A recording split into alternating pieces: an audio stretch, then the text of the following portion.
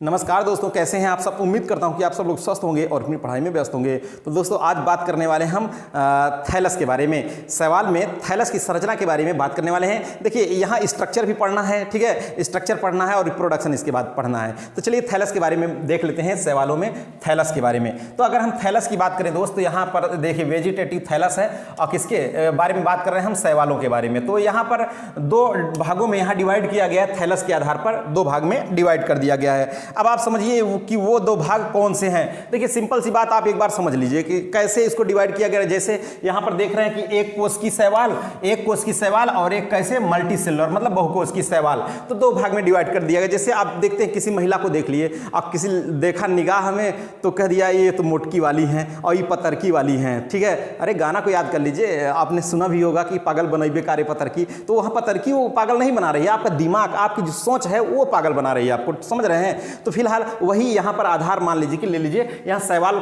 जो कुछ ऐसे थे, शैवाल जो जिसमें जो शैवाल केवल एक कोशिका के बने थे उनको रख दिया यूनिसेलुलर में। किसमें रख दिया? यूनिसेलुलर में रख दिया। और जो बहुत कई कोशिकाओं के मिलकर बने थे, उनका शरीर कई कोशिकाओं से मिलकर बना था, उनको किसने रख दिया? मल्टीसेलुलर में रख दिया, ठीक है। अब यूनिसेलुलर में देखिए इसके भी कई भाग हैं। देखिए कितने भाग हैं इसमें, पार्ट कितने हैं दोस्त? यहाँ पर 4 हैं। इनको 4 भाग में डिवाइड कर दिया गया। और यहाँ से पूछता है, देखिए आपको समझना है कि इसके संरचना कैसी है, इनका शरीर का आकार कैसा है और इसका एग्जाम्पल क्या है, यही सबसे ज्यादा इंपॉर्टेंट है। अब यहां देखिए यूनिसेलुलर में 4 भाग, मतलब एक कोशिका से मिलकर बने हैं, लेकिन तब वो 4 भाग कर दिया। कैसे भाग कर दिया? एक तो राइजोपोडियल यूनिसेल्स हो गया, मतलब एक ही कोशिका के बने होंगे सभी, लेकिन यहां राइजोपोडियल कह दिया। क्यों कह दिया? Cells have no rigid cell wall. इसमें cells have no rigid cell wall, यानी कोई रिजिड सेल वॉल इसमें नहीं होती है। इसकी संरचना तो कुछ इस प्रकार से होती है, ठीक है। इसका एग्जाम्पल क्या है? जैसे राइजोक्राइसिस है और राइजोक्लोरिसिस है, ठीक है। क्लोरिस, राइजोक्राइसिस, राइजोक्लोरिस, ये दोनों एग्जांपल हैं किसके? राइजोपोडियल यूनिसेल्स के, ठीक है। अब दूसरी जो खास बात है, देखिए दूसरा यूनिसेलुलर में कौन सा है? इसमें फ्लैजिलेटेड यूनिसेल्स। और ये कैसे होते हैं? मोटाइल। क्यों मोटाइल होते हैं? क्योंकि यहां पर क्या लगा है? फ्लैजिलेटेड, मतलब इसमें फ्लैजिला होता है और एक कोशिकीय होते हैं। अब ऐसे समझिए कि हम लोगों को समझ लीजिएगा, भैंस को समझ लीजिए। अब भैंस में देखिए हम आपको बता दें, भैंसिया में जब चलेगी तो उसमें पूंछ होती है ना, अब पूछिया नहीं होगी तो उसमें फ्लैजिला, आप समझ लीजिए कि फ्लैजिला कुछ में होंगे, उसे फ्लैजिलेटेड कहेंगे। हम लोगों में पूछ तो होती नहीं है, समझ रहे हैं। तो अब यहां पर समझिए कि फ्लैजिलेटेड जो यूनिसेल्स हैं ये मोटाइल्स होते हैं। इसका एग्जांपल जैसे क्लेमाइडोमोनास है। क्या है? क्लेमाइडोमोनास को रखा गया किसमें? फ्लैजिलेटेड यूनिसेल्स में। और ये स्ट्रक्चर है क्लेमाइडोमोनास की, ये देखिए फ्लैजिला है इसमें। क्या है? अब आप जानते हैं इसमें क्लोरोप्लास्ट जो है कप शेप का होता है, कुछ इस प्रकार से है। अगला जो स्पाइरल है, स्पाइरल फिलामेंटस यूनिसेल्स है।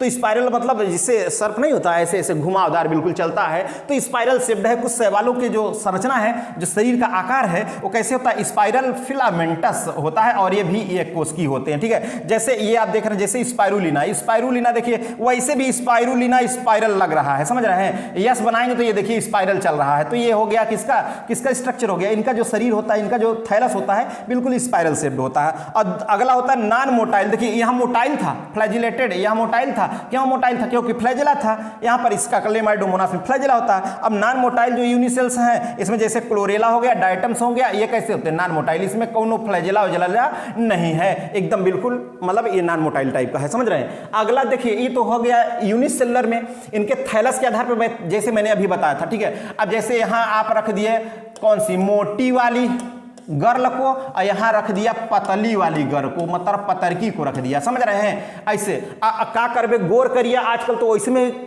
बांट दिया गया है, काले और गोरे के आधार पर, समझ रहे हैं। तो ये भोजपुरी वाले तो एकदम कमाल ही कर दिए भाई। अगर हम कहते हैं कि अगर मन लगा के आप देखिए ना, तो उसमें भी आप अर्थ निकाल लेंगे। और वो जो गाना बनाए गए ना, पूरे गाने पे आप बेहतरीन ढंग से आप निकाल सकते हैं, समझ रहे हैं। क्योंकि आजकल तो गाना एक और बहुत तेजी से चला है, पुदीना वाला, समझ रहे हैं। तो पुदीना वाला गाना भी आप भी सुन लीजिएगा, एक बार देख लीजिएगा। अब ये मल्टीसेलुलर में देखिए, मल्टीसेलुलर को लेके चलते हैं, ठीक है।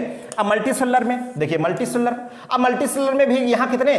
4 प्रकार के हैं। शैवालों को कितने भाग में? 4 भाग में डिवाइड किया गया और उनके भी भाग हैं। देखिए 4 भाग कौन है? कॉलोनियल फॉर्म है, एक कॉलोनियल है, और दूसरा फिलामेंटस फॉर्म है, और सिफोनेसियस फॉर्म है, और पायरनकाइमेटस फॉर्म है, ठीक है। कितने फॉर्म हो गए? 4 फॉर्म। इनकी संरचना के ही आधार पर, बॉडी केवल स्ट्रक्चर के आधार पर, संरचना के आधार पर ही, समझ रहे हैं। अब ये देखिए, अगर ग्रुप ऑफ सेल्स है, कोशिकाओं का अगर समूह बन जा रहा है, तो उसे कहेंगे कॉलोनियल फॉर्म, मतलब ढेर सारी गुच्छे मार गुचमुचिया जा रही, ढेर सारे आ जाए ऐसे, समझ रहे हैं। तो इसे क्या कह दिया? कॉलोनियल फॉर्म में बना दिया। अब फिलामेंटस मतलब ये ऐसे फिलामेंट टाइप के होंगे, बिल्कुल फिलामेंट की तरह होंगे, समझ रहे हैं। तंतुवत संरचना होगी इसे फिलामेंटस फॉर्म कहेंगे। और सिफोनोसियस मतलब ये दोनों आ गए, समझ रहे हैं, ये देखिए नॉट फिलामेंटस, नॉट इस टाइप का, तो इस तरह की संरचना अगर दिख जाए कहीं गोचू मोचू, सिफोनियसियस हो गई। अब पैरेनकाइमेटस, ये संरचना जो होती है थोड़े से लीफ लाइक स्ट्रक्चर बन जाती है। कैसे बन जाती है दोस्त? ये बन जाती है लीफ लाइक स्ट्रक्चर, तो इसे कहते हैं पैरेनकाइमेटस। पैरेनकाइमेटस में देखिए लीफ लाइक ब्लेड्स बन जाती है, एकदम पत्ती नुमा संरचना बन जाती है।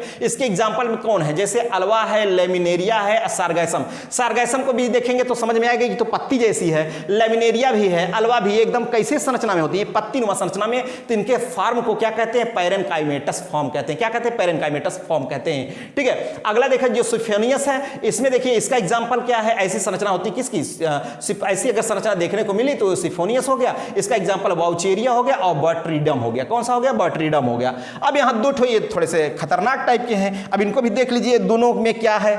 जैसे कॉलोनियल फॉर्म में ढेर सारे ये कॉलोनी इकट्ठा हो गई, तो इस कॉलोनी को कहेंगे एक तो एक सिनोबियल होती है और दूसरा पाल्मेलॉइड कॉलोनी होती है। सिनोबियल और पाल्मेलॉइड होती है। और इसके अलावा देखिए क्या होता है, चार प्रकार की होती है। देखिए चार प्रकार में सिनोबियल हो गया, फ्लैजिलेट। सिनोबियम में भी दो प्रकार का है।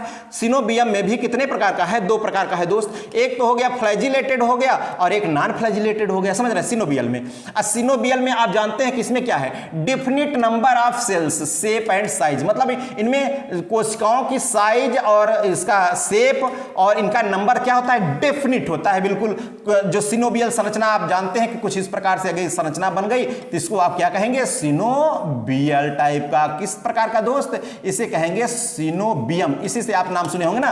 तो ऐसी टाइप में संरचना आ गई तो ये क्या कहलाता है भाई? ये कहलाता है सिनोबियम टाइप की। ठीक है, अब इसमें भी फ्लैजिलेटेड, नॉन फ्लैजिलेटेड, मतलब अगर फ्लैजिला है तो उसे कह दिया फ्लैजिलेटेड। अब इसमें सिनोबियल में ही फ्लैजिलेटेड है तो इसका एग्जांपल है वॉलवॉक्स और पोडोराइना। ठीक है, कौन है? पोडोराइना और वॉलवॉक्स, ये इसमें कैसे होते हैं? ये फ्लैजिलेटेड होते हैं। और नॉन फ्लैजिलेटेड मतलब, अब नॉन फ्लैजिलेटेड में हम आपको बता दें इसमें फ्लैजिला वैजिला नहीं होंगे, बिल्कुल ऐसे ही तो चलेंगे। ठीक है, नॉन फ्लैजिलेटेड आ गया। तो इसमें नॉन फ्लैजिलेटेड अगर संरचना फ्लैजिला नहीं है तो इसे कहा जाता है नॉन फ्लैजिलेटेड को आल्सो नोन एज कोक्वाइड कॉलोनी। क्या कहते हैं? कोक्वाइड कॉलोनी। तो यहां से अगर घुसेगा तो यहां तक घुस आएगा, समझ रहे? क्वेश्चन पूछने के लिए इसका एग्जांपल है हाइड्रोडिक्टियन। कौन है? हाइड्रोडिक्टियन इसका एग्जांपल है नॉन फ्लैजिलेटेड सिनोबियल का। नॉन फ्लैजिलेटेड सिनोबियल हाइड्रोडिक्टियन और फ्लैजिलेटेड जो है सिनोबियल वो क्या है? वो है वॉलवॉक्स और पोडोराइना। ठीक है, अगला है पाल्मेला कॉलोनी। पाल्मेला स्टेज भी बहुत पूछता है। पाल्मेलॉइड कॉलोनी, अब देखिए पाल्मेलॉइड कॉलोनी का इसका मतलब क्या है? पाल्मेलॉइड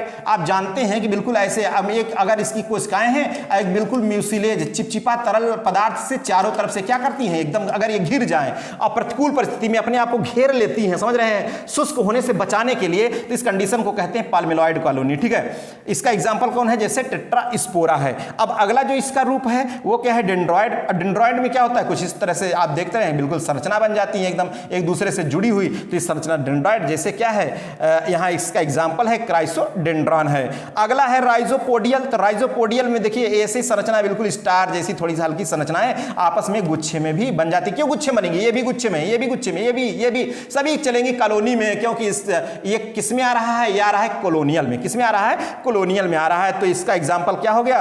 क्राइसिडेस्ट्रम। ठीक है, क्या है? क्राइसिडेस्ट्रम इसका एग्जाम्पल है, क्राइसिडियस्ट्रम। ठीक है, अब आगे थोड़ा देखते हैं कि और इसके एग्जाम्पल क्या है दोस्त। और देखिए जरा, कॉलोनियल फॉर्म की बात कर लिया, अब फिलामेंटस की फॉर्म बात करते हैं। फिलामेंटस तंतुवत की बात करते हैं। अब तंतुवत में ध्यान दीजिए कि फिलामेंट टाइप की संरचनाएं होती हैं।